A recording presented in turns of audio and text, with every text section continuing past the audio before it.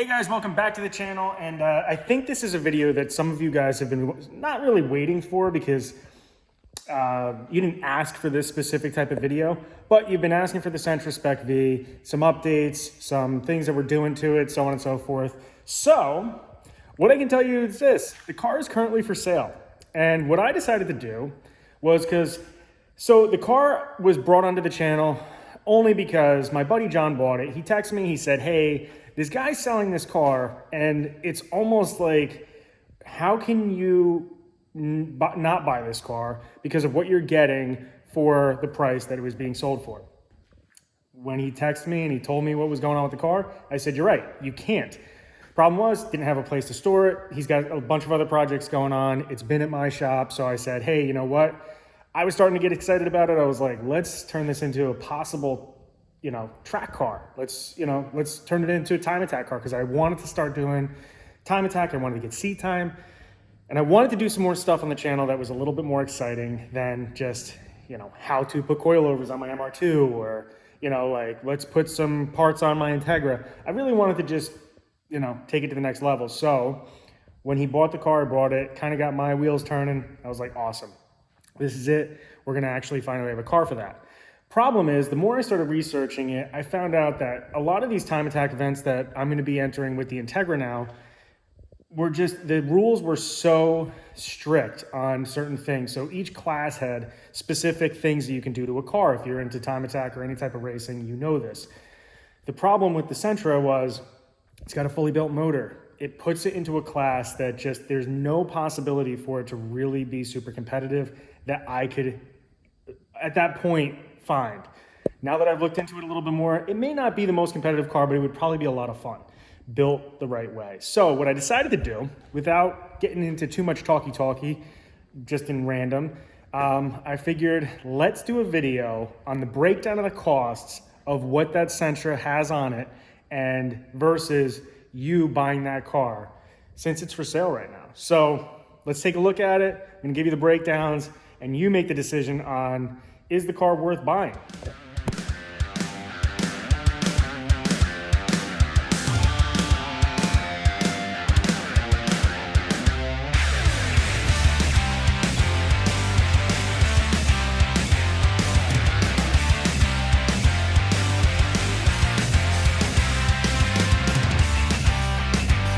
Let's get the MR2 out of here. Let's get the Sentra in and let's start talking prices.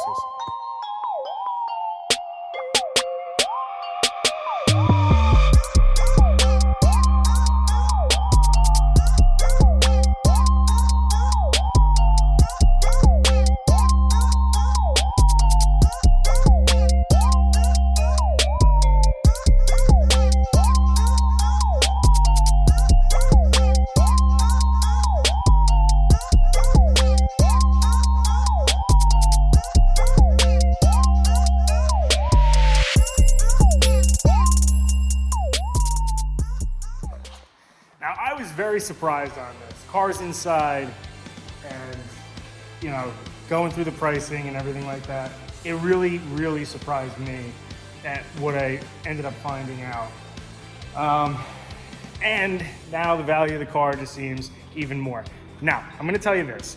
I am not trying to prove my point by you modifying a car and trying to get your monies back, because this kind of proves the opposite of that you don't get your money back on modifying a car for the most part. Depends on the car specifically. Some people see value. I know in the Honda game, it seems like a lot of guys that end up putting K-swaps in, doing a lot of work to them, end up, instead of selling the car as a whole, parting them out, and they seem to make their money that way. Like, as close as they possibly can. They got their enjoyment out of it. Now it's time to just sell it and move on. So let's talk Sentra Spec V SER and this specific car. One of the fastest all-motor NA cars in the United States, or maybe even in the world, because again, the market's so small. Now, I've had a lot of comments. A lot of people say I don't think it is the fastest. There's no way it makes that kind of power. If this car does not sell, I would really like to get this on a dyno and just see what it actually puts down to the wheels. Probably on a dyno jet. Mustang dynos are hard to come by just because of the cost of how much they are to buy. So it won't give us a perfect number, but it will at least give a set in stone number, and you guys can, you do your calculations however you want. So let's get started on what it would cost you to build this specific car. Okay, so the obvious would be the hood. That's the first thing. We've even talked about selling this hood multiple times. I talked about it on the channel. A lot of people said just keep it and it's gonna stay with the car. So, but this hood is a VIS Evo hood. $1,200 not shipped for this hood. That's a good chunk of change. Shipping on a hood, depending on where you are, you're probably looking between $200 to $300. So I didn't even include that into the price. $1,200 just for the hood. Okay, the other outside or exterior modification would be a set of lightweight wheels. Now, this is the one part that you might be able to get away with and say, well, you don't need to put wheels on it, but this car does, so we have to talk about that price point. Now, these are Centerline forged wheels. These I do not believe are available anymore. So I went with probably one of the most cost-effective lightweight wheels that are available in the market and one of the best. Bang for your buck, RPF 1, Enkei RPF 1, or however you guys want to say it. 17 inch by 7.5, whatever. They're all relatively the same price. You are looking at a $250 per wheel price tag. So right there, you're talking $1,000 plus tires. I didn't even include this in my final number. So tires, you're probably looking at between $500 to $600 for 17-inch tires. That's not including mounting and balancing. You're getting this car the way that it sits. So we'll say $1,000 wheels, just the wheels, okay? Next, behind those wheels, we have, now I don't know if these are oversized, and here's the other thing. I do know that you could get these models with Brembo brakes. Actually, the owner of this car has a second one. Some of you guys know John, and his bronze one has the Brembo brakes on it. So you probably wouldn't be taking Brembos off to put Willwoods on, but this specific car has them, so we're gonna include it into the price, $680 for the Willwood brakes. That's not including the rotors.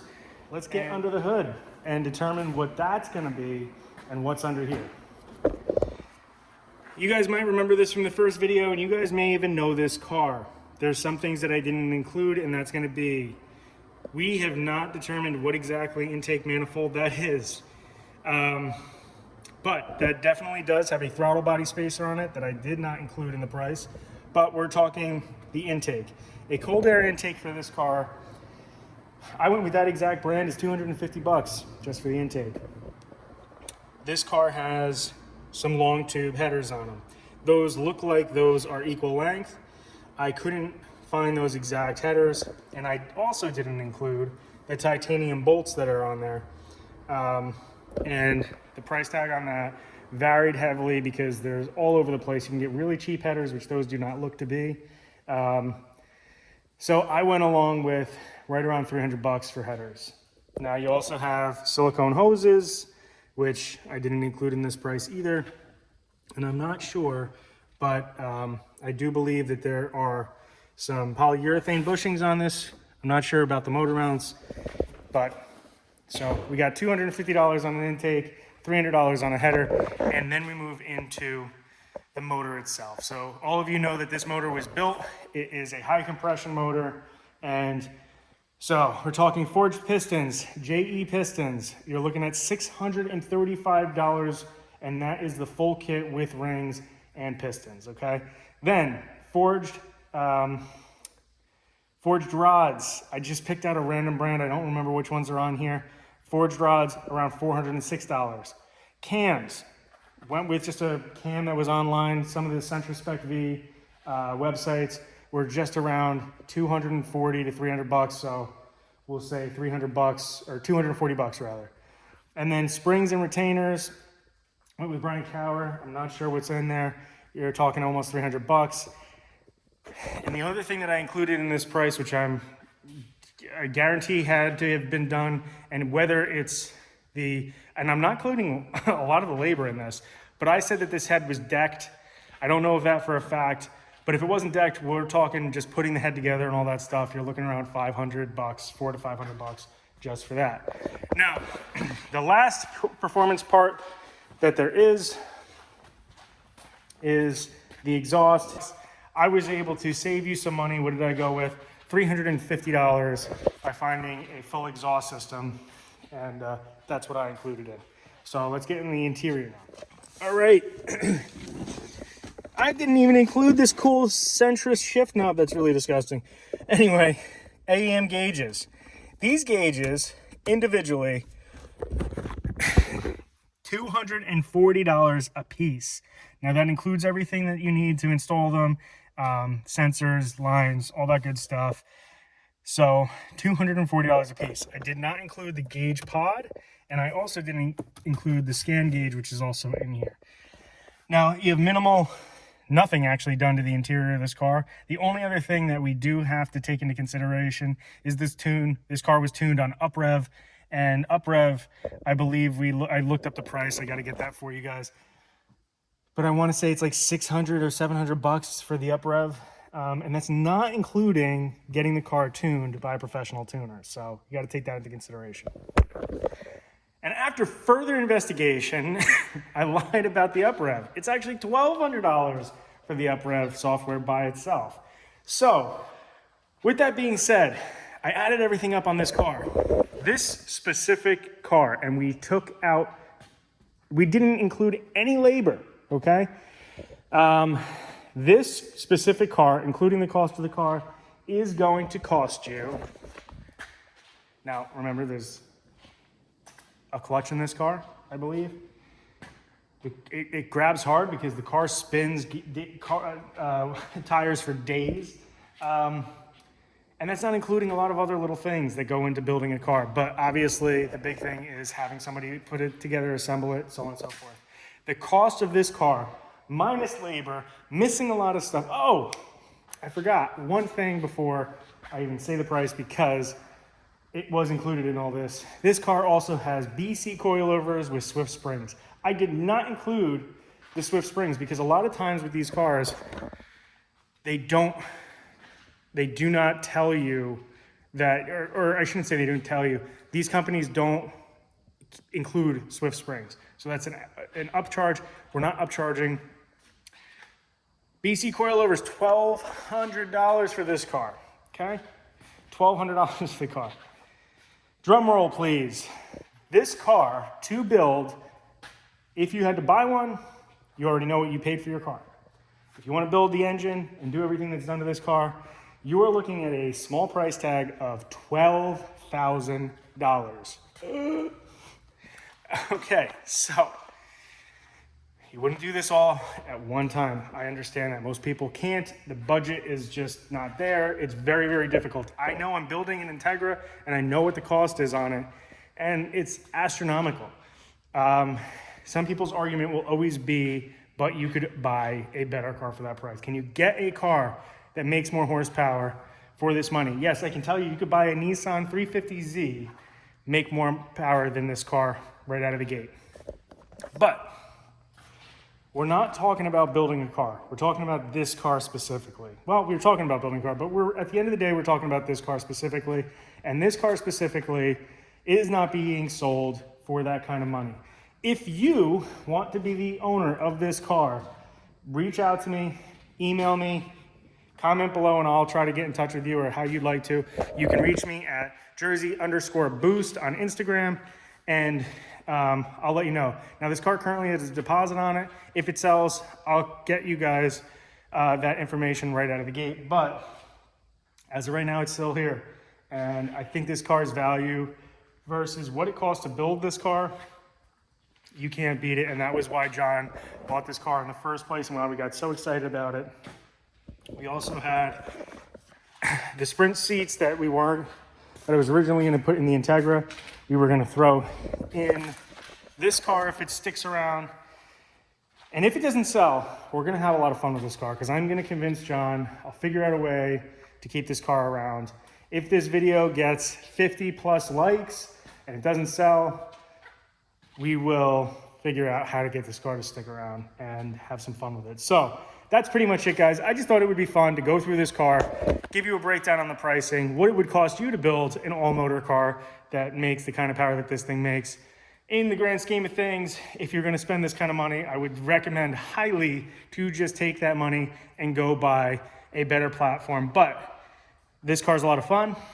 This car's a blast, and you can get this for a lot less than $12,000. So that's pretty much it, guys. Thank you for watching. Please subscribe. Let people know about this channel. We're going to be doing a lot more stuff, a lot more events. We're not just going to be here in the shop with piles of parts. All this stuff's going to get put on the cars. We're going to have a lot of fun. So you guys, let me know in the comments what you'd like to see. Would you like to see the Sentra stick around? Would you like to see the Corvette get turned into a Rocky Mountain Race Week drag car, or should we buy something else to do that with? Thank you guys for watching. I'll talk to you soon. Have a great weekend.